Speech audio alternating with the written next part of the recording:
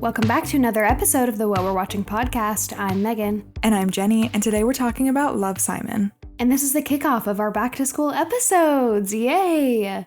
Yay! This is so full circle to me because I feel like we started our podcast with back to school episodes or like right on the brink of back to school. True. And this movie has been on our list for a long time.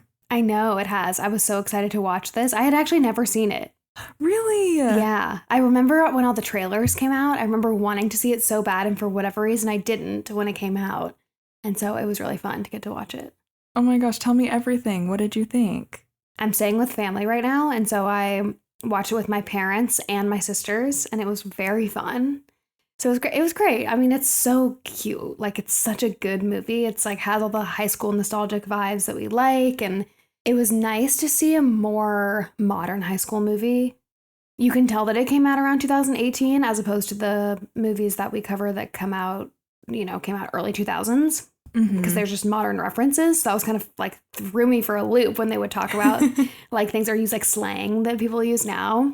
I thought it was great. And I love Simon. He's such a little angel. I know. It's such a heartwarming movie. And you're so right. It is kind of refreshing because we do watch so many 2000s rom-coms that maybe haven't aged well. And this is just like so nice. I don't know, all the like 90s and 2000s movies also really lack diversity. Yeah, there's definitely way more diverse casting. But yeah, I'm so glad that you liked it, and I'm so glad that we're getting to talk about it. Yay. Me too. And I know a lot of you guys are teachers or parents or are in school yourself, so I hope the next like month or so of episodes that we're doing give you all the fun back to school nostalgic vibes as you guys are all going to school. Me too. Just a reminder, if you've been enjoying the podcast, to leave us a 5-star rating wherever you're listening. It helps us out a lot. Yeah, we really appreciate your reviews. Thank you so much. So the logline for this movie is, everyone deserves a great love story, but for 17-year-old Simon Spear, it's a little more complicated. He hasn't told his family or friends that he's gay, and he doesn't know the identity of the anonymous classmate that he's fallen for online. Resolving both issues proves hilarious, terrifying, and life-changing. And did you know what this movie was about before you watched it? I remembered the previews, so I knew that he was gay and it was going to be like centered around his coming out story, but I didn't know about I didn't remember, I guess, that he fell for somebody online, and like that was also a secret, and it's kind of also about all of his friends and at school and stuff. Yeah, it's so cute. I actually didn't really remember the plot of this movie too much. I've only seen it one other time, and I think it was on an airplane.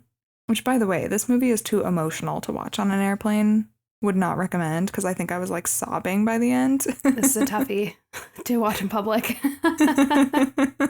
But yeah, it was so cute to watch it again. I loved it so much. I feel like this reminded me a little bit of a movie that we've talked about recently. Have we talked about a movie recently where someone was trying to figure out who they were talking to online? Cinderella Story? Yes, it was a Cinderella Story. That's what it was. I was watching this with my parents last night, and they are big fans of the podcast and rewatch every movie that we talk about. I love them. And so it was great because then I could talk to that. I could be like, this is like a Cinderella story. It's just like, obviously it's very different. It's more modern, but that element of it, of like, it's someone at school and they're trying to figure out who it is, was really fun.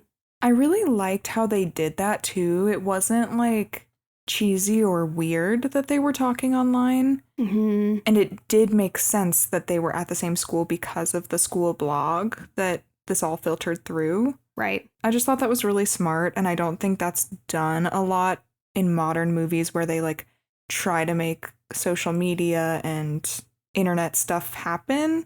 Like, I'm thinking of the Mean Girls musical, how like it goes completely viral that Katie is awesome and Regina is embarrassing or cringe or whatever that whole plot line was. I was like, it wouldn't go viral. Yeah, that's exactly what I was thinking of. It felt like a very tasteful way to pick and choose the elements of like online life that you want to include, because it didn't seem like they really did a lot, if any, like social media other than just the like school gossip blog, which was throwing me back to Yik Yak.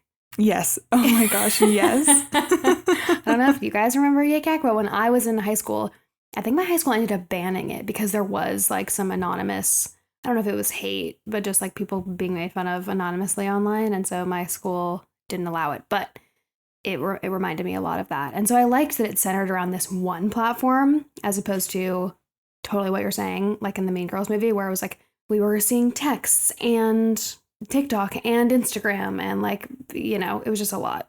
Yeah, this just seemed very realistic and grounded in reality, and that was something I really appreciated about it. Mm-hmm. So like we said, this movie came out in 2018, and it was filmed in Atlanta. I knew it. If you guys don't know this, Jenny and I are both from the Atlanta area, and I actually just moved back to Atlanta this week. So if any of you guys live in Atlanta also, please hit me up. I would love to potentially hang out. Adorable. Early on in the movie, they show an exterior shot of the Dancing Goats coffee shop, and I know that that's an Atlanta-based coffee shop, so I was like, oh my god, this is in Atlanta. So then the whole movie, again, I watched this with my family, we were all just like, oh my god, I think that's Decatur. I think that's in Johns Creek, blah, blah, blah, like all these different areas. So that was really fun. I love when things are filmed in Atlanta and you can tell. That is fun. I usually can only tell when it's like moody lake things like Ozark. Stranger Things, yeah, like foresty kind of vibes. Those are when I can pick up on it, but usually I don't pick up on it. So that's funny that you did. Well, a lot of things filmed in Atlanta, because there's so much filmed here, take place somewhere else. Mm-hmm. And so it's always much harder to tell because they really intentionally try to cover it up. Whereas I don't think they even said where this took place, other than just the name of their high school. Yeah. Which I don't think is a real high school. So it just kind of they like didn't mind showing the local stuff, which is cool. Yeah, I'm really curious for those who've read the book, because this was based on a book. I wonder if the book makes it clear where they live. I don't know. So the book that this was based on came out in 2015, and it's called Simon versus the Homo Sapiens Agenda by Becky Albertalli. And I've never read it, but the author has a cameo in the movie in a cafeteria scene. And she said this after seeing the movie. It's funny and relevant and timeless and charming and honest and painful and so romantic. It says exactly what I wanted the book to say. Oh, stamp of approval from the author. I love that. I love that too. It's so sweet. And honestly, I agree with everything. This movie was really important because it was the first film by a major Hollywood studio about a gay teenage romance. Wow. Which for 2018, that feels so late. It does feel so late. But I believe that because I remember seeing again, I don't know why I so vividly remember the trailer for this coming out. Maybe that's why. Maybe because we just hadn't seen anything like it before. Mm-hmm. But especially for it being the first, I love that it's like also so iconic. Everybody, I feel like, has seen it or has heard of it. So that's cool. Yeah. Love, Simon was directed by Greg Berlanti, who is a screenwriter, producer, and director known for a ton of things. He did work on Dawson's Creek, Riverdale, The Chilling Adventures of Sabrina, You, the CW's Arrowverse. So you kind of catch the vibe here. Yeah, wow. He's one of the people behind Riverdale and the new Sabrina the Teenage Witch. That's really cool. I know, yeah. Those two give Love, Simon vibes a little bit, so I kind of see the crossover. Definitely. I don't know why, actually. I don't know why. I feel like aesthetically, though, they seem very similar to me for some reason.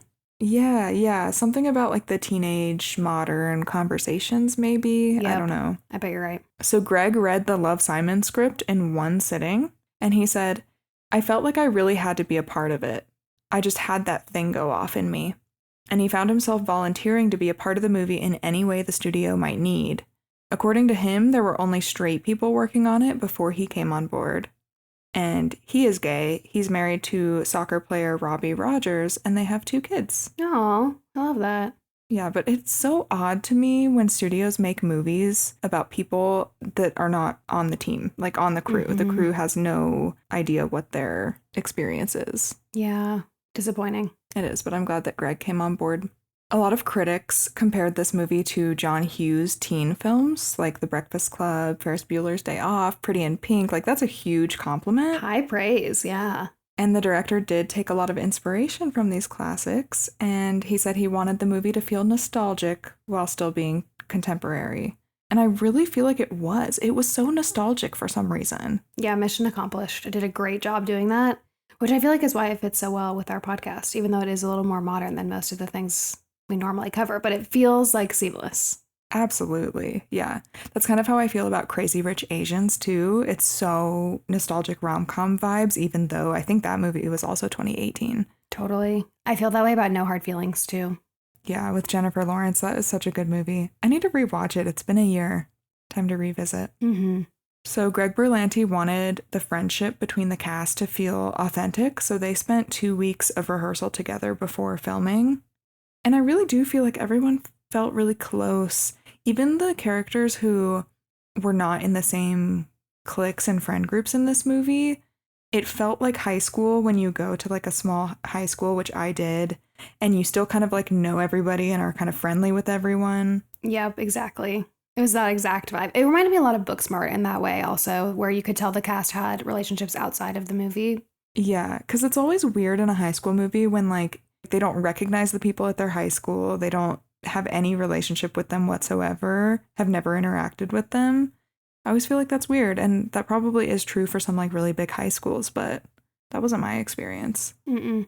This is a crazy thing, and I don't know if it's like a true fact or not, but apparently you can email Simon and Blue and get a response. Oh. So in the movie, their emails are frommywindow1@gmail.com and blugreen118@gmail.com.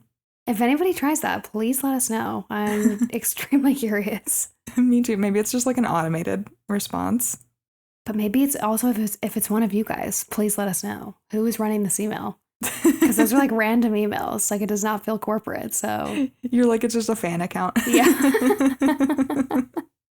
That's funny. Okay, should we talk about the cast? Yeah, let's do it. Let's start with Nick Robinson, who plays Simon. Have you seen him in anything else? I recognized him, but I couldn't put my finger on anything that I actually knew him from. Yeah, I felt the exact same. He's from Everything Everything, The Fifth Wave, Melissa and Joey, which I think is where he really got his start, Damsel with Millie Bobby Brown, that's a new 2024 movie, and Frenemies, which I've never seen, but it's the Disney Channel movie with Zendaya and Bella Thorne. So he's been in a lot. I bet we've just seen him on previews for all these things. I think so too. I've seen The Fifth Wave, but I think that's the only thing I've seen in this. Oh, and he's also in the show Made. With Margaret Qualley. Greg Berlanti saw him in this indie film called The Kings of Summer and was convinced that he was perfect for Simon because I guess his character in that movie seemed like he had a secret. So he was top of mind for this movie. And Nick was actually done playing high school movies. He wanted to kind of move on from that, but he loved Simon and decided to do it anyway. Oh, yeah. See, this movie, like, I love that it pulls at the audience's heartstrings, but also clearly was really impactful to the cast and the director and people that got involved before when they read the script, which is really cool. Yeah, I love that. And Berlanti made Nick watch Dear Evan Hansen on Broadway to prep for the role. It was giving Dear Evan Hansen vibes, I think. Like, for whatever reason, Nick was giving Ben Platt and Noah Galvin to me, who were both in Dear Evan Hansen and also now are married. Anyway, I could see that, so that's cool. So it makes sense. Maybe he pulled some inspiration from the Broadway show. Is he gay in real life? Do you know? He's not, as far as I know, or at least in my research, that's not what I found. But he was very sensitive to like asking Greg a lot of questions and making sure that this was going to be portrayed in a way that was authentic and real. Cool. And he really wanted to make sure that they did this right. So I love that. Okay, let's talk about Keenan Lonsdale, who plays Bram. I love him in this movie, and I had not really seen him in anything else, I don't think. No, me either, but I also loved him. Adorable baby character, like just want to... Adorable baby character, yes. I know what you mean. You get cuteness aggression. Yes, and he's like, ugh, I want to squeeze you. Yes, and he's so cool and so fun, and I just really thought his character was really sweet, too. So lovable. Yes. Yep. Yes. He's an Australian actor, and he's been in The Flash, Dance Academy, Legends of Tomorrow, and also the Divergent series. He's also a singer-songwriter and has almost 80,000 monthly listeners on Spotify. He does it all. He really does. Successfully. This made me cry last night when I was looking this up. He came out to the cast at the wrap party for the movie. Wow. I know, I want to cry. And then he came out publicly a few weeks later. Wow. And apparently he had already come out privately to Greg Berlanti, and he was out in his personal life and to some of his like Flash castmates and that kind of thing. But he realized after filming the Ferris wheel scene that he hadn't come out to any of the other actors in Love, Simon. Wow. He said, I walked onto that set feeling really nervous, and for some reason I hid it day one. And then I felt like I couldn't tell them after that because I'd already not said it. Part of me was disappointed in myself because I was in this film and celebrating this moment, and I wasn't even championing it for myself. I'm playing this love story between a man, and everyone is here because they want to honor this beautiful truth. And here I am, still afraid. I'm still not comfortable enough. Oh, that makes me want to cry, but also that's so relatable to just panic and not say something and then be like, I can't say anything now. We're in too deep. Yeah. I can It's never like tell awkward them. now. Yeah. You know? Yeah. No, I can totally understand that. Yeah. It's a really beautiful story, and I'm really glad that it ended positively for him and that he was able to share that with the cast. And he said that he cried the first time he watched the movie because he'd never felt so represented on screen before. Wow. That's why this is so important. It's so important. I'm glad we're talking about it. I know. I love this movie. I think that we wanted to cover this movie last back to school. And so it just feels really good that we're able to cover it now. Yeah. Okay, let's briefly touch on Simon's parents, including Josh Duhamel, who plays his dad, Jack. He's from Win a Date with Tad Hamilton, When in Rome, Life as We Know It. You know him. Very famous. You guys definitely will recognize him. If you can't think of his face right off the top of your head, you'll know him for sure. Life as We Know It was also directed by Greg Berlanti. Do you know that movie? That's the one with Is that the one with Katherine Heigl? Katherine Heigl, yeah. I love that movie. It's so cute. But yeah, Greg Berlanti also directed that movie. And so when he started doing Love, Simon, he was like, yep, I know who I want to be the dad. And so he apparently called Josh up and said he wanted him to be the dad. Oh, And that's how he was cast. I love that. I think I love Greg Berlanti. I think he's going to be one of my favorite directors. You're just saying everything he's worked on. I'm like, oh yeah, I love that. I love that. Usually when we cover one of these movies, I feel like we just like briefly touch on the director. But this was one where like he just kept coming up in anything I was researching. And it was great. Yeah, he seems awesome. Love that. Josh Duhamel was also married to Fergie. Wait, I knew that. Somewhere in the deep recesses of my brain, I knew that. I know, isn't that wild? That's like, you know, when people on social media do those things where they're like, these celebrities are in different universes to me. Like, how could they exist in the same space? That's how I feel about Josh and Fergie, even though they were married for like 10 years. That's how I feel about Channing Tatum and... Oh, Zoe Kravitz? Yeah. Yes. They're in different universes, different kinds of movies. She is just like this ethereal being in a lot of ways and just so beautiful and gorgeous. And not that Channing Tatum isn't, but it's just like different vibes. But also he's kind of the schmuck from 21 Jump Street. Yes. Yeah. He is also beautiful and they are great together. They look great together, but I totally understand what you mean. I'm just like, there is some invisible, universal like wall that's separating these people. They cannot ever exist in the same room. I can't imagine it. That's totally Josh and Fergie. Yeah, that's so funny. Interesting. Yeah, well, I thought he did a really good job in this movie, and the parents were so fun. Especially Jennifer Garner. I just love her. This made me go, yeah, I think she is like one of my all-time favorite actresses, just watching her in this again. She's wonderful. She was precious in this.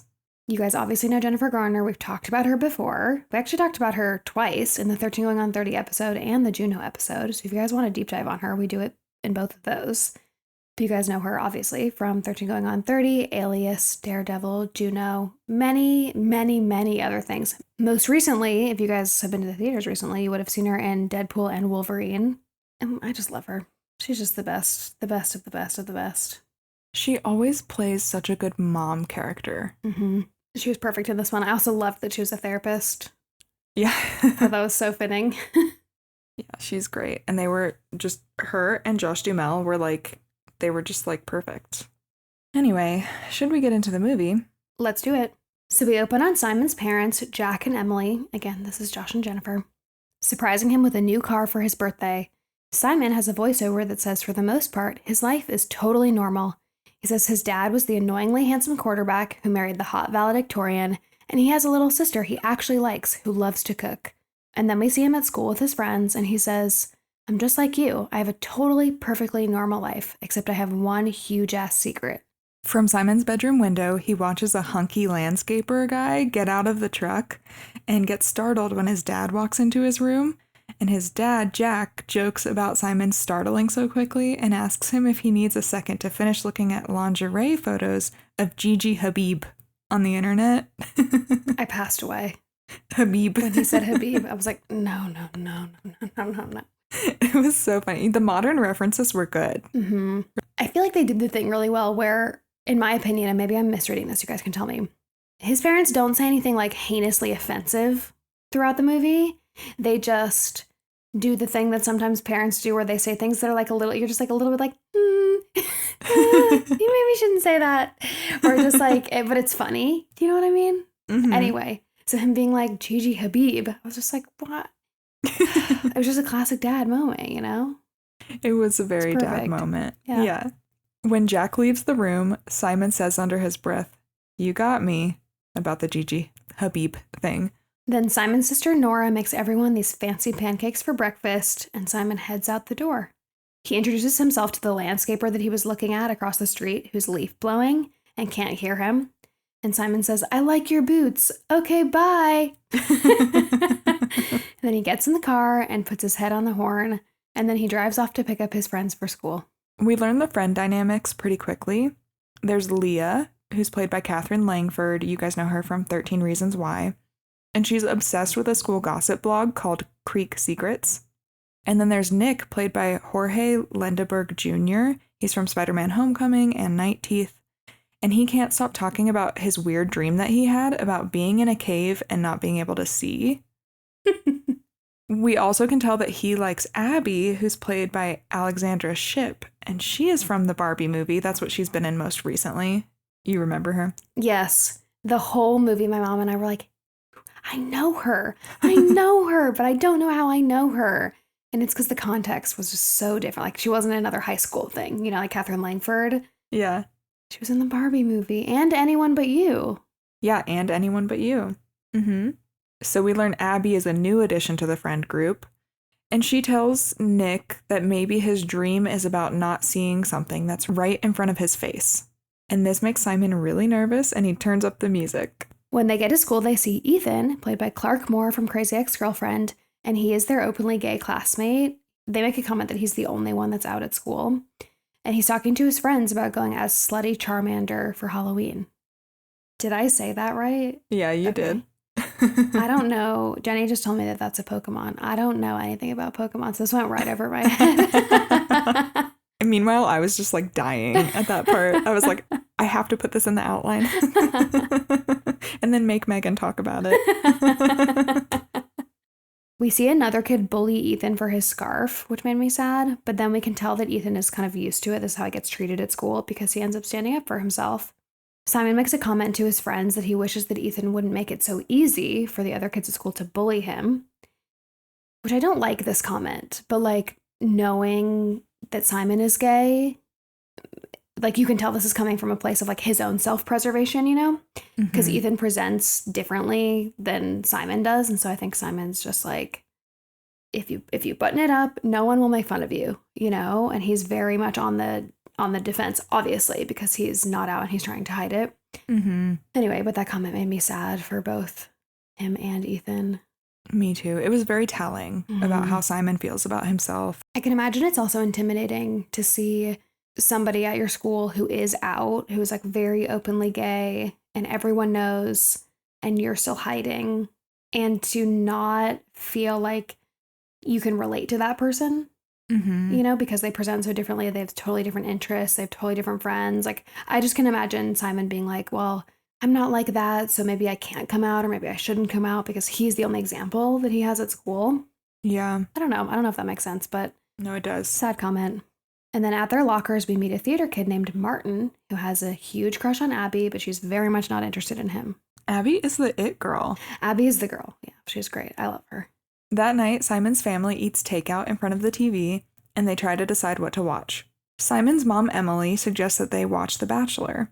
Jack asks how that guy even became The Bachelor because it's so obvious that he's gay. And immediately we see Simon get uncomfortable, and this is kind of back to what you were saying earlier, where it's like His dad just is making comments that he thinks are so innocent, but they just have such a deeper meaning to Simon. Yeah. It's like when one of his friends made the comment in the car, I think it was Abby, about somebody not being able to see what's right in front of them. It just made me sad for him because you can see how much his brain is preoccupied by keeping the secret. 100%. After dinner, Jack shows Simon the video that he made for Emily for their 20th anniversary, and Simon tells him it looks like a fourth grader made it. But Simon says that he can make the video good, and so he helps him edit it. It's very cute. And this is very modern teenager, in my opinion, because it's like his dad is making it with like these slide transitions and stuff that are really corny in the video, and he thinks it's so awesome. And Simon's like, okay, Dad. Let me take over, please. And kids these days have been editing videos for school projects, you know? Like, Totally. everyone knows how to do this now, so it's funny. Yeah. Later, Leah FaceTimes Simon and asks if he's seen the new post on the gossip blog Creek Secrets about the closeted gay kid at school. Simon immediately gets up to check the blog. He's very invested. And Leah tries to get Simon to guess who it is with her, but he makes up an excuse and hangs up so that he can read the blog post. And the post says, "Sometimes I feel like I'm stuck on a Ferris wheel. 1 minute I'm on top of the world, and the next I'm at rock bottom.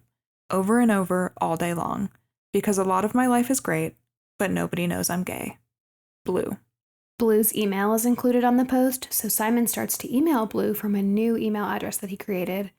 And he writes exactly what he said to us in the voiceover at the beginning of the movie about his normal life and his family and his huge-ass secret. And then he signs the email Jacques because he's looking at a family photo in front of the Eiffel Tower, and he sends the email and closes his laptop. The next morning, Simon wakes up to an email notification, but it's just a Gmail welcome email, and he's super disappointed.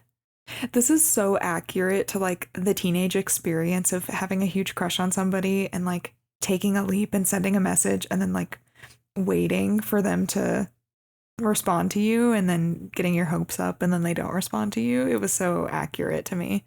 And then we cut to math class, and he's super jittery and asks to go to the bathroom. And he runs to a stall and checks his phone because no phones are allowed in the halls. But there's still no mail. At lunch, a guy named Bram asks for some of Simon's fries, which snaps him out of checking his email. Simon complains about there being no cell reception at school and leaves the cafeteria to try to get better service.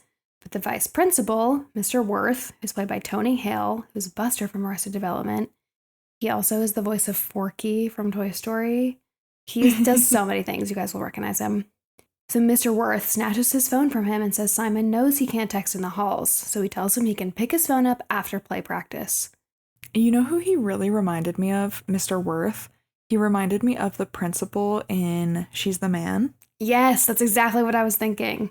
Where he's like the cool guy, but also it's funny because they're both from Arrested Development, so maybe that's why. Yeah, because that's David Cross, I think. Yes, it's David Cross. Yeah, very similar vibe. Yeah. Where they're like they just like want to be your friend, but they're also like, okay, but this is the rule and but you know I am it. picking your phone. Yeah. At play practice, Martin, the theater guy from earlier who has a crush on Abby, is super extra while singing. He's so cringy, but like kind of lovable in a weird way. And Simon and Abby dance around, and none of them are very good. So the theater director, Miss Albright, says, "Oh, that was a start." And another girl says that it was a train wreck. We find out that Mr. Worth told Miss Albright that she had to put every student in her production this year, which she's not a huge fan of. I love Miss Albright. She was possibly my favorite character. She doesn't have a lot of lines, but everything she says is hilarious. And probably so accurate to how teachers feel, especially when their administrators make them do things that they're just like, oh, come on. Totally. So then Simon cuts out of play practice, which I have to address. They call rehearsal play practice this whole movie. And it just made me want to die because I'm like, this is supposed to, whatever. I don't know why they call it play practice instead of rehearsal. Like it's it made football me practice? Yeah. It's like it's a sport. So Simon cuts out of rehearsal as soon as possible to get his phone back from Mr. Worth, and then he runs to his car and checks his email right away. There's a new message from Blue. Blue asks Simon if their secrets are the same, when he knew, and if he's told anyone. And Simon says he hasn't told anyone, even though he knows his family would be fine with it, and no one even cared when Ethan came out. Simon says it was a bunch of little things that led up to him learning he was gay, Like a recurring dream he had as a kid about Daniel Radcliffe and his obsession with Panic at the Disco that didn't really have to do with their music. I love this part. I was dying. I know, me too. It was stuff like this, where it was like modern enough, like to our age especially, where I was just like, yeah, I loved it. And then we see a flashback of Simon at a dance with his first girlfriend, and when she tells him that she loves him, he runs into the school bathroom and texts his mom, "Come pick me up. Kids are drinking alcohol." This is the best. It's so funny. Then we get a montage of Simon and Blue emailing back and forth, and we learn that Blue realized that he liked guys while watching Jon Snow in Game of Thrones, and also that he loves show tunes and Halloween Oreos. Simon tries to see if he can figure out who Blue is at school based on these context clues, but there are tons of kids in Game of Thrones shirts. At play practice / rehearsal, now that's going to bother me. Maybe some people do call it play practice. Totally, yeah. Maybe some schools do that. I don't know. At play practice, there's this pianist called Cal. He's played by Miles Heiser from Parenthood and 13 Reasons Why. Do you know him? Yep. Who is the girl who was also in Parenthood? Did you see Parenthood? Yeah. Oh, Mae Whitman? Mae Whitman, yes. Who plays his sister. Yes. Did you know that Mae Whitman is pregnant with his baby right now? No. Yes. No. I'm looking it up. They were siblings in the show? Yes. I didn't know that. Yeah, they're having a baby together. And so I've actually been like seeing stuff about Miles Heiser everywhere. And I haven't watched Parenthood or 13 Reasons Why, so I didn't really know him. But I love Mae Whitman. I love Mae Whitman. I love her too. She is the best. I'm shook by this news. I had guys, I'm just looking at this on the internet now. There's a photo that Mae posted of her and Miles and Lauren Graham, who played their mom, and she has like a pregnant belly. That's kind of creepy. I'm not well. I had zero clue. And like I knew they were together because I think last year they posted a photo together at the Eras tour, because Mae Whitman, I think, is a big Taylor Swift fan. Okay, she is. If you ever are interested in sorry, I know you're in the middle of a thought. If you guys ever want to know anything about Mae Whitman, listen to her episode with Dax Shepard, because they were on Parenthood together and they have been really good friends for like 2 decades. And they talk all about her deep obsession with Taylor Swift in that episode, and it's very good. Oh my gosh. And I'm like looking this up and I'm reading a quote, and this is what I thought. She has like called Miles her roommate a lot. Oh. Oh. Anyway, so that is... Are they not together? I don't know. Okay, we need to do a deep dive later, I think. Okay. Yeah, we don't have time to get to like go down the hole of this, but I will be going down the rabbit hole right after we record, and then we can talk about it in another episode. And the other adorable thing, just before we move on, is that Mae Whitman is best friends with Jane Levy, who's from Zoe's Extraordinary Playlist. I've been told a lot that she and I look the same, so I always, when like you find out that people think you look like a celebrity, you become obsessed with that celebrity. Of course. But Jane Levy is also pregnant. Whoa. At the same time, so they're besties that are pregnant. Oh, that's fun. It is super fun. Anyway, we can move on now. So at play practice, Cal and Simon catch eyes, and Simon thinks that maybe he's Blue because of the show tunes comment that Blue made earlier, and then he's seeing that Cal plays piano, so he's like, okay, maybe this is Blue. And one day in the library, Simon forgets to log out of his email at the computer, and Martin, the theater kid, comes across his emails to Blue. Yikes. Yikes is right. Also, sorry if you guys can hear some noise in the background. We just moved like a couple days ago, and my husband is unboxing things louder than I asked. So my apologies. Poor Megan, I feel like for the past like 3 episodes, you've been like, apologies for I know, XYZ. I feel bad. I feel bad for the people listening, because I know how this sounds when it's in your headphones, but... It doesn't sound that loud to me, so... Just life, life is loud for me right now. And it will hopefully be very quiet starting next week. At lunch, Bram comments on Simon's Oreos and says the Halloween ones are the best. And then Bram tells everyone that he's throwing a Halloween party because his mom will be out of town. And in class, Simon can't take his eyes off Bram and starts imagining that Bram is the one emailing him back. I do love how they somehow make the emails interesting. Like, the whole movie is just them emailing each other back and forth, but we imagine who might be emailing, and that's really cool how they did that. I did not like that. Oh, you didn't? No, because it was really confusing. Me and my whole family, we were watching this, and then Bran came up as the like imaginary person, and we were like, wait, are they saying that that's him? Are they saying that that's him? Because we can see him writing the emails, and then my mom would be like, no, they showed somebody else before, and then we would be like, but they keep showing him as the person, and then it would switch to a different person, and it was just confusing to me. Yeah, I get that. I kind of liked it, though, because then we could see who Simon was picturing. It's very from his perspective, which I totally get. I just almost wish that we had, and we'll get through this because he imagines a couple different people. I wish we had a few more people that he would like imagine really quickly and then like shake his head and be like, oh no. Like Martin. If for Martin for 1 second during play practice, he like imagines Martin and then he's like, oh no. And then it moves to someone else or something, you know? I think it would have made more sense. It would have helped you catch on quicker that it was imaginary and not. Yeah, I get it. Yeah, I actually really love that idea. Maybe they should have hired you to consult. Thank you. Greg Berlanti, I'm available. Please hire us for all of our ideas. At play practice, everyone is painting the set, and Martin follows Simon out of the theater when he goes to get a soda out of the vending machine. Martin tells Simon he used the computer in the library right after him, and tells him he read his emails, and that his brother is also gay. Simon learns that Martin screenshotted his emails, and Martin tells him to talk to Abby for him, or he'll share the emails with the school. Evil. So evil. That night, Blue tells him that he isn't comfortable sharing what he'll be wearing for Halloween because he doesn't want Simon to know who he is. The emails are his safe place, and he's not ready for his whole world to change yet. And then Simon says he understands. The next day, Simon tells Martin that he'll help him with Abby. Simon goes to Martin's house and goes through his closet. But Martin says that he doesn't want Simon to change him. He wants Simon's help getting Abby to like him for him. Which, like, I was expecting this whole makeover montage, and then they just kind of subverted that, and I loved that. Oh, you did. I mean, I did too. I liked that they were, you know, I liked the whole, I want her to like me for me, which is better. However, I was like, hell yes, we're getting another makeover sequence. I love these. And we're getting it on a boy this time. I was so excited. And then it didn't happen. I was like, damn it. It was true to Martin's character. It was funny. Simon is kind of disappointed by the lack of makeover, I think, too. And he also realizes that this is going to be a huge challenge for him. But he invites Martin to Bram's party with him and his friends.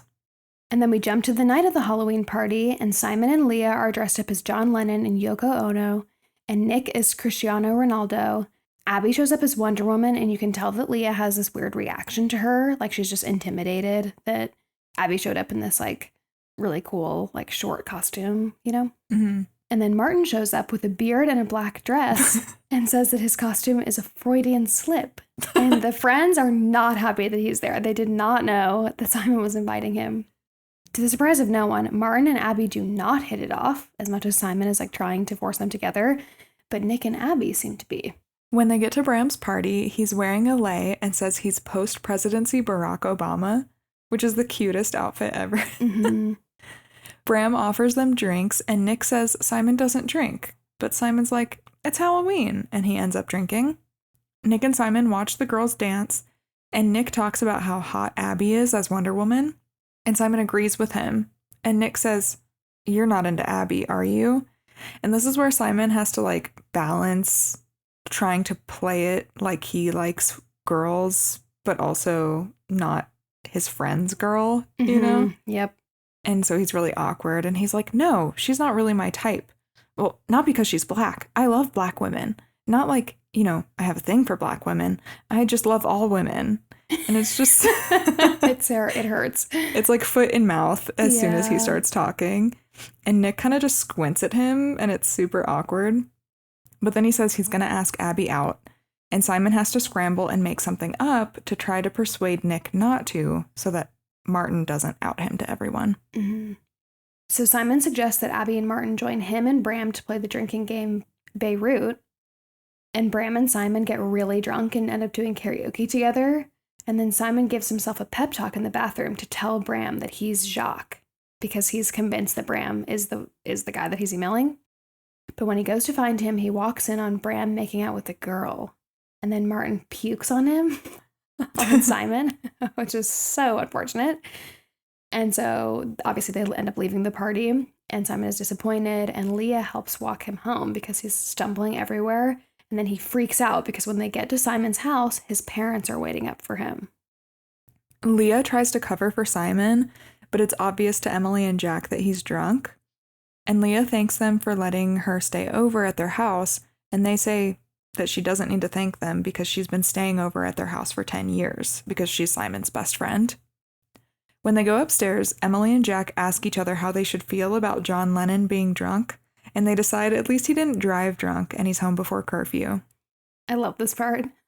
I love that Jack's like, how do we feel about this? And Emily's like, well, he didn't drive and blah, blah, blah. He's like, cool. That's what I thought. We thought about this, but I was just checking.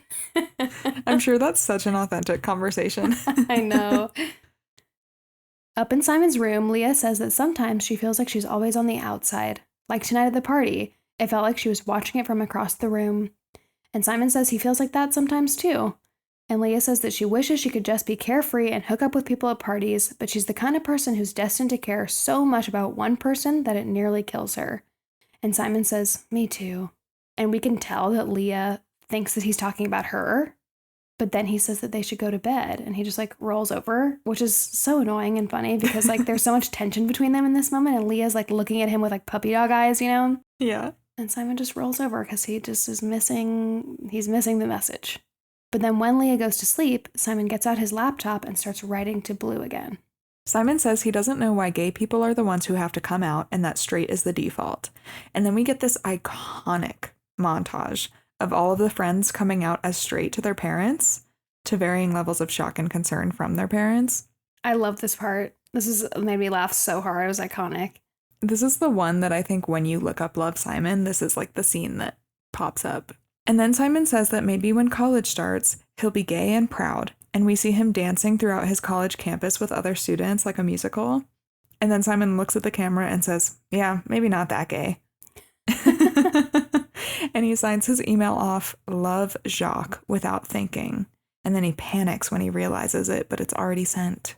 At play practice, Martin pulls Simon aside and said he doesn't want to have to leak his emails. And so Simon tells him not to bring Blue into this because then he'll freak and never talk to him again. So we can tell Simon's getting attached. And then Abby walks in and they get super awkward because obviously they were talking about this secret. But Simon gets an idea and invites Abby to Waffle House with them to go over their lines to get Abby and Martin to sit together again.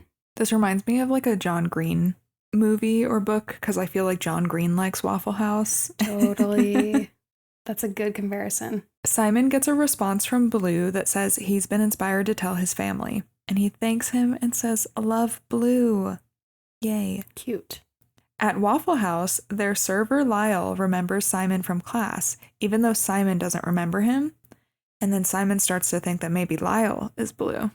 See, at this point, I was just like, yes, it is Lyle, for sure. So we see Martin at Waffle House trying to get to know Abby instead of going over her lines, and she's kind of annoyed by it. But she tells him that she moved here because her parents got divorced, and she used to think her dad was the greatest person on the planet, but he cheated on her mom and drinks too much. And Martin says, you deserve the father that you thought you had. And then he says that she deserves a goddamn superhero and tells her that she needs to say it for herself. And when she refuses, he stands up in the booth and tells everyone at Waffle House that Abby Suso is an incredible young woman who deserves a goddamn superhero, until she stands up in the booth too and says it for herself in front of everyone. And they just like are laughing. It's actually a very cute moment, I think. Everyone at Waffle House obviously is confused by these like screaming teenagers, but I thought this was a really sweet moment. And I feel like this is a moment where Martin wins over Abby a little bit. Definitely. When Lyle, the Waffle House employee, steps outside of the restaurant to text someone, Simon follows him. He asks Lyle if he remembers something about their bio class last year, and when Lyle does, then Simon gets really specific about a kid in their class who always had extra pens because he wanted to be liked. And Lyle says, you see everything, don't you, Simon? Simon says that Simon means the one who hears, and Spear means the one who sees, so he thinks that means he was destined to be in everyone's business. Lyle says he has to get back to work and that he'll see him inside. And immediately when Lyle goes inside, Simon gets an email from Blue. And Simon thinks back to how Lyle was on his phone, and now he's imagining Lyle as Blue when he reads his message. The message says that Blue's dad is flying in for Hanukkah a month early, and it's always awkward celebrating in the crappy motel that his dad stays in. He says he's considering turning it all into a coming out thing and asks if he's crazy for doing that. And Simon says he doesn't think he's crazy, he thinks he's brave. In the car on the way home, Abby says Martin used to annoy her, but now she thinks he's kind of a cool person. Simon says he's been meaning to ask her about her parents, and she says it's okay. She doesn't want to talk about it and mess up her image as a girl who's excited to start a new school her senior year, not a girl whose life felt like it ended 3 months ago and is angry and sad all the time. She says, a girl who still believes in love, and Simon says, come on, you still believe in love. Abby asks if he's ever been in love, and Simon says he thinks so. And then he pulls over and says, Abby, I'm gay. He's never even said these words directly to Blue or to Martin. We haven't seen him say this to anybody, so this is like a big moment. They have this really sweet moment where she replies and just says, oh, but not in a very sweet way. Mm-hmm. And then he asks if she's surprised, and she says, no. And he says, so you knew? And she says, no. And it's just like very sweet because it's like very unassuming. It's just like a very unassuming, calm response. Yeah. And then she tells him that she loves him, and he says it back. Simon messages Blue to tell him he inspired him and that he came out to his friend tonight. He says maybe they should ride this bravery train and reveal their identities, and says he's dying to know who Blue is. The next morning, Blue says he told his dad, and it was awkward, but also kind of fine. And he says Simon is the one who inspired him. And then he says, I'm sorry, but I'm still not ready for us to know each other's identities. At school, Martin and Abby get along, and the friends find it so weird. It's really funny. Nick goes up to Simon and asks him since when does Abby find Martin so funny. Nick says this is stupid. He's just going to tell Abby that he likes her. But Simon cuts him off and says that Abby likes Martin. She told Simon herself. And then Simon says, what about Leah? Leah's in love with you. Simon says that Leah's been jealous of Abby and blushes every time Nick enters the room, and they'd be incredible together. After school, Leah tells Simon that Nick asked her out to dinner before the homecoming game. And Simon says, that's amazing. And Leah says, it is. And we know this is because she likes Simon, but Simon is oblivious to this. So he thinks that she should be excited. And Simon says that he knows that she's into Nick after everything she said after Bram's party about being so into one person. And Leah is taken aback by this and says, so you think I should go out with him? And then says, okay. At the homecoming game, Abby helps Simon practice talking about boys. And then they see Lyle at the game, and Abby convinces Simon to talk to him. Lyle says, I'm glad you're here. And Simon says, you are? And Lyle says he was going to ask him the other day, and then he was too chicken shit. Then he says, what's Abby's deal? Are the two of you a thing? And so this is crushing for Simon because he thought he was Blue. And Simon says that they're just friends, and Lyle says he could never be just friends with someone that hot, which is such like an eye roll moment. Mm-hmm. And Simon is disappointed and walks away. So Martin is the bear mascot at the football game, and he tries to get Simon to help him run through his next steps with Abby, but Simon is over it because he just learned that Lyle isn't Blue, and tells Martin to just do what he did at Waffle House. Go big or go home. Simon and Abby sit together at the game, and then Simon overhears Ethan and the same guys who bullied him at the beginning of the movie. The guys say, I didn't know you liked football. He's just here to check out the packages. And Ethan says, didn't your mother ever tell you not to grab your micropenis in public? Could we get some hummus for that baby carrot? The guys sit down embarrassed, and Ethan smiles proudly, and Simon smiles too. Then Leah and Nick show up to the game, and Simon asks about their dinner date, and Leah says they got dumplings, and Abby looks at Nick and says, that dumpling place I told you about? You can tell she's kind of offended that he didn't take her. But he tells her that maybe she can go with Martin. And Abby says, why would I go with Martin? So Simon's lie is falling apart that Abby likes Martin. Then the national anthem starts, and they all stop talking and stand. Martin runs onto the stage in the bear costume and interrupts the national anthem, and he says that when Abby transferred into a new school, she transferred into a new heart. He says he's cherished the 135,000 minutes they've spent together. 135,001. He then asks Abby to go out with him in front of everyone. She runs down the stands very sweetly and apologizes to him and says she doesn't feel that way about him, but she likes being friends with him. Then doves release in the background because he was expecting this to go well. And Nick is confused in the stands, and he says to Simon, I thought she liked him. Martin marches away, and Simon just feels terrible. Then we see that it's winter break, and Martin has been made into tons of memes online, and he won't answer any of Simon's calls. Simon leaves another voicemail and then checks his emails, and Blue says that he's going to his dad's cabin in the middle of nowhere. And this reminds Simon of Cal, the pianist from the play, and how he was telling everyone he was going to an unheated vacation house in the middle of nowhere. So now Simon thinks that Blue is Cal. Blue says he won't be able to chat for 2 weeks because he won't have service. Simon's family gets ready for Christmas, and Simon imagines that Cal meets him under the mistletoe. Just as he and Cal are about to kiss in his imagination, Leah FaceTimes him and asks if he's seen the Creek Secrets blog. She tells him to look right away. Then we see Martin writing a post on the blog that says, Dear fellow Creekwood students, Simon Spear has a secret male pen pal because he's gay. Interested parties may contact him directly to discuss arrangements for butt sex. Ladies need not apply. We should all probably be talking about this instead of Martin Addison's homecoming debacle, which was actually kind of sweet and romantic if you think about it. Sincerely, Anonymous. And he attaches all of the screenshots of the emails between Blue and Simon. And Leah tries to talk to him because she's on FaceTime as Simon is reading this, but he hangs up on her. Horrible. Tragic. Martin is so terrible. Mm-hmm. Then Nora, Simon's little sister, comes into the room and says she saw it and she already reported it and they're going to take the post down. Which is so nice. So sweet. She's a great little sister. Mm-hmm. Simon says it's too late. People have already seen it. And he says, it's true. I'm gay. Nora says, oh, so what are you going to do? She says he could deny it. And he asks why he would do that. He's not ashamed of it. And she says, well, you've never really said anything. And he yells, so what? What the hell does that have to do with anything? And she says sorry, and she runs away crying. It's very sad. Yeah.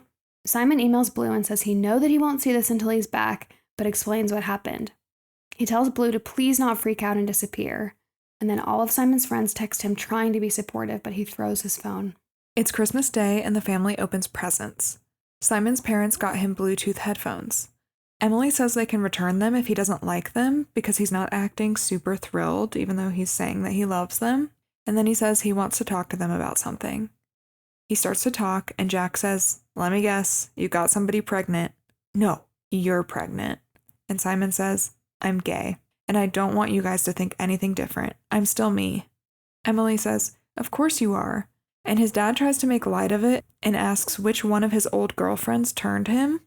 And Nora says, Jesus Christ, Dad, can you ever shut the hell up?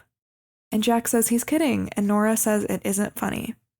You can tell that Jack is kind of hurt by this and surprised, and so he leaves the room. And then Simon has Nora open the present from him, which is a Cuisinart mixer. Then we cut to the new year, and Simon Googles how to dress like a gay guy. And then he tells Blue that since he hasn't heard from him, he's going to assume he still has no service. He tells him he came out to his whole family on Christmas and it didn't go great, and he's been avoiding his friends. And then Emily asks Simon to sit down with her and Jack for breakfast, but he avoids them too. This made me so sad. Where are his friends? Like, it's been 2 weeks, and people are not coming by, and he's still, like, talking about how it went bad, and so, like, does that mean that his family isn't really talking to him? I don't know. It just made me sad. I feel like he's just avoiding everybody, even though they're trying, but I'm surprised his friends haven't, like, showed up at the house, you know? Yeah. Simon goes to pick up his friends, and he gets out of the car, and Nick says they need to talk. He says that he and Abby hung out on New Year's Eve, and now they're together. I guess this explains why they didn't come to his house. Mm-hmm. He says they got to talking about how it took them so long to get together, and they found out that Simon had lied to Nick about Abby's feelings for Martin. Simon tells them Martin's been blackmailing him, and that's why he had to keep them apart. Abby says she's not a piece of meat to pawn off on Martin, and she really trusted Simon, especially since he knew how hard it was for her to start over at a new school. Abby and Nick leave, and then Leah is still standing there, and Simon grabs her and tries to get her to understand. But Leah says she was never in love with Nick, she was in love with Simon. She thought that all these years, him being picky with girls might have been because he liked her too. She says she can deal with him being gay, but he set her up to get her heart broken when he thought that she was in love with Nick, and that just makes him cruel. And then she follows Abby and Nick. Sad. It is sad. This also made me feel like, I don't know, watching this, my whole family and Brian and I were just like, Simon is going through a bigger thing than this, okay? Than everybody else. Like, sorry, but Simon is getting, like, he got outed to the whole school. And then you just found out that it's because he was getting blackmailed. And everyone is just mad at him for something that he did to, like, avoid the current situation. I don't know. That seemed so ridiculous to me. But also, I know that it's high school and, like, people are extra sensitive and everybody's kind of, you know, in their own head about stuff. So, I don't know. Yeah, but it's almost like, okay, get over it. Like, now you know what the reason was. And now Nick and Abby are together. Yeah. Yeah, I get it. So at school, everyone is looking at Simon. Even Mr. Worth knows and asks him if he's all right. And then Simon's ex asks if he dated her because she looked like a guy. And he said, actually, no, I broke up with you because you didn't look like a guy. That was hilarious. And then Simon sits by himself at lunch.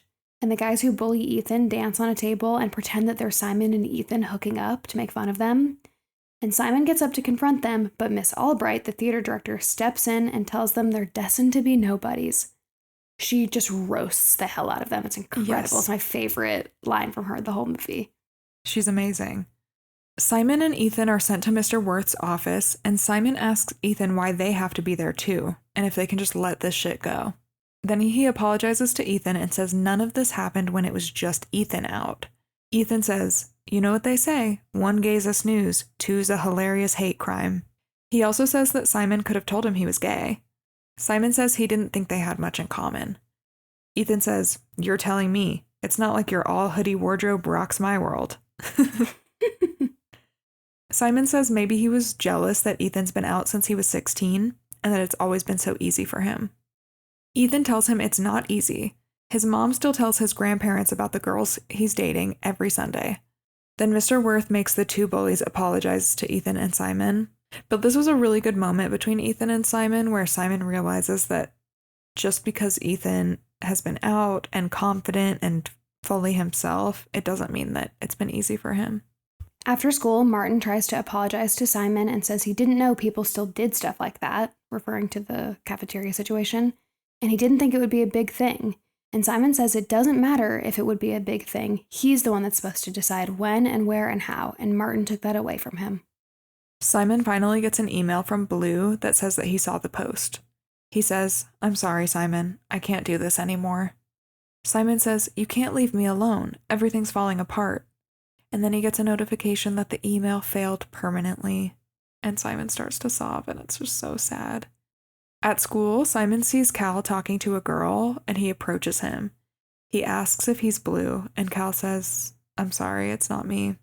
Then Simon comes home and asks his mom if she knew. And she says, I knew you had a secret. She says he used to be so carefree, but these last few years, it's almost like she could feel him holding his breath. She wanted to ask him, but didn't want to pry. And she says she hates that there are parts of this that he has to go through alone. And she says, but you get to exhale now, Simon. You get to be more you than you've been in a very long time. And then he cries and she kisses his head. And this made me want to cry. It makes me want to cry just talking about it. It was such a bittersweet moment. Obviously it's a sweet moment, but also just feeling her be like, I knew that you've been holding your breath for years and I knew it and I didn't know how to help you is just such it was just a really honest moment. I really loved it. It's a really beautiful scene. And I think for a lot of people, it's very healing to watch this because it's either how they wish their parents reacted or what they needed to be told or, it's a very beautiful scene. And apparently it wasn't in the original script, or at least not at this same level. And Jennifer Garner really wanted to make sure that this scene was more impactful. And so she and Greg Berlanti kind of talked, and they talked about his experiences coming out. And so this scene was kind of inspired by that. Aww. And apparently Nick Robinson, who played Simon, burst into tears on set while filming this scene. No. And he said, regardless of your orientation or who you are, your life experience, just hearing those words is really powerful. Yeah. One day while Leah is walking her dog, Simon runs after her. He tells her that he fell in love with the guy in the emails, and he knew that if Martin leaked the emails, it would scare him off. And he apologizes and says he knows that what he did was messed up, and she's still his best friend. He also says that he really wanted things to stay the same with her, and she asks him to tell her about the email guy. When Simon gets home, his dad asks him how long he's known. Simon says since he was about 13. Jack apologizes that he missed it and made all of those stupid jokes. He says in case the message got lost somewhere, he wants him to know he loves him and is proud of him and wouldn't change anything about him. Jack starts to cry and they hug. And Simon says, "How's that video for Mom coming?" And Jack's like, "Good." And Simon goes, "You don't know how to export it, do you?" And Jack's like, "Can you help me with that?" Then Jack says he thought they could sign up for Grindr together. And Simon says, "You don't know what that is, do you?" And Jack says, "It's Facebook for gay people." And Jack shows the family the video that they made for Emily, and she loves it. I feel like this is probably similarly healing for a lot of people to see a dad, like a very masculine dad figure that was the, quarterback of his high school football team, come around and say, like, not only just because you almost think it's going to go, that conversation is going to go like, "You didn't tell me for 4 years. I wish you told me. I wish you told me. I wish you did something different." But instead, he's just like, "I should have known. Like, I should have seen it, and I wish I caught it, and I wish I could have been there for you." And I think that's very important. I agree. So then Simon writes a blog for Creek Secrets and says, "Dear students of Creekwood High School, as anyone with a half-decent data plan already knows, a recent post on this very website declared that I was gay. The delivery left something to be desired, but the message is true. I am gay." He apologizes to everyone he hurt and says he's done living in a world where he's scared to be who he is and that he deserves a great love story. He says, "This guy that I love once wrote that he felt like he was stuck on a Ferris wheel, on top of the world one minute, at rock bottom the next. That's how I feel now. I couldn't ask for more amazing friends, a more understanding family, but it would all be so much better if I had someone to share it with. So Blue, I might not know your name or what you look like, but I know who you are. I know you're funny and thoughtful, that you choose your words carefully and that they're always perfect. And I know that you've been pretending for so long, it's hard to believe you can stop. I get it. Like I told you at the very beginning, I'm just like you. So Blue, after the play, Friday at 10, you know where I'll be. No pressure for you to show up, but I hope you do, because you deserve a great love story too. Love, Simon." We see Simon walk into school confidently, and people congratulate him and say hi to him now. And then the school play goes well, except for a part of the sign falls off of the set, which is terrifying for a second. Abby and Nick ask if Simon wants to go to the carnival with them and Leah tonight, and he says yes, and they all hug, so everyone is good again. I didn't know where to put this, but there's a deleted scene where Nick and Simon go to a gay bar, and then Colton Haynes from Teen Wolf hits on Simon, and they dance until Simon gets asked for his ID and then gets kicked out of the bar. It's fun. And it was a really cute scene, but I guess they said that it was just like very slow. It slowed down the pace of the movie, so they got rid of it. But that's so important because Colton Haynes, I think, came out as gay maybe after Teen Wolf or something like that. So it's kind of cute that he was a cameo in the movie. Yeah, I love that. So at the carnival, Simon's friends cheer him on as he gets on the Ferris wheel, and a bunch of other students cheer and watch too. And Simon goes around and around, but Blue doesn't show up, and people start to get bored and disappointed.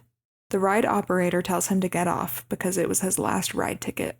I know this is like a big romantic gesture, but it also felt kind of unfair for me, for Simon to be like, someone outed me, and now I'm comfy with it, which I understand it's deeper than that, and he's like relieved to be out in public, but for him to have just gone through that experience, and then for him to post on the same vlog and be like, I'm going to be here, and then a ton of people showed up, and it almost feels like he's like forcing Blue to out himself too, to like come out and meet him in public in front of everybody so they can be public.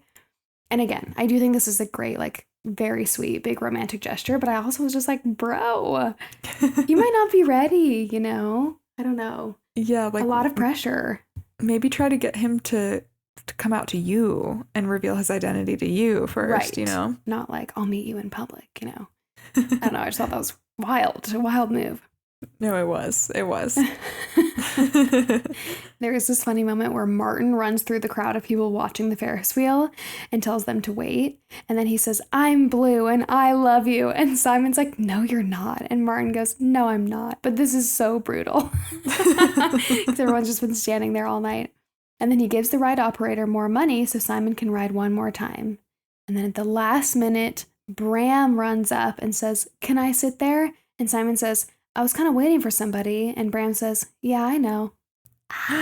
Did you know? No, I had no You didn't? idea. No, because Aw. it felt like he saw him making out with the girl, and then we moved on to a different imaginary person. So honestly, I was kind of expecting it to be just somebody that we didn't know, like somebody we hadn't met yet that was just another kid at school or something. Yeah, I could see that. I love that it was Bram, though. Me too. And I feel like we knew him the best out of everyone that he guessed, you know? Yeah, true.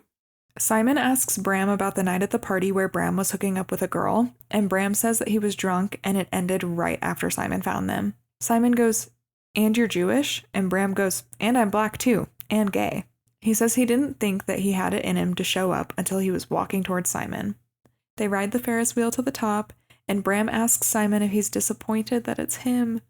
Simon says no and kisses him, and everyone cheers. So cute. It was so cute. It was a great moment. Mm-hmm. Also, the carnival was built by the art department and was fully functioning. Wow. I just found this fun fact. And the cast rode on the rides when they weren't filming. What a talented art department. Holy crap. That's wild. Yeah, why didn't they just like find a carnival I know. and rent it out? I assumed they did. They just built it from the ground up. So we see that now it's 17 days before graduation, and Leah FaceTimes Simon. They read the Creek Secrets together, and there are now these like new signed confessions all the time that people are posting. And people are like admitting to different things and then saying love their actual name and then using the hashtag thanks Simon. Cute. So cute. And then Simon has a normal breakfast with his family where he runs out the door without really eating, but he tries whatever his sister is making that morning. And then he picks up his friends for school, but then he also picks up Bram, and Leah gets into the back so that Bram can sit in the front with Simon, and they kiss good morning, and Simon like brings him coffee. And then Simon says it's too beautiful of a day, so he's going to take them on an adventure. And that's the end. Yay. Cute the ending. Sweetest movie. I know. I can't wait to watch it again already. I know. This one is one of my favorites, I think, especially like modern rom-coms. This one takes the cake. It's so good. Agree. And I just felt warm and fuzzy talking about it, so that's awesome. I didn't know this, but they had a TV show that came out in 2020 set in the same world as Love, Simon. Okay. It's called Love, Victor. Have you heard of it? No, I don't think so. It's about a boy who's on his own journey of self-discovery, and he reaches out to Simon when things become too difficult.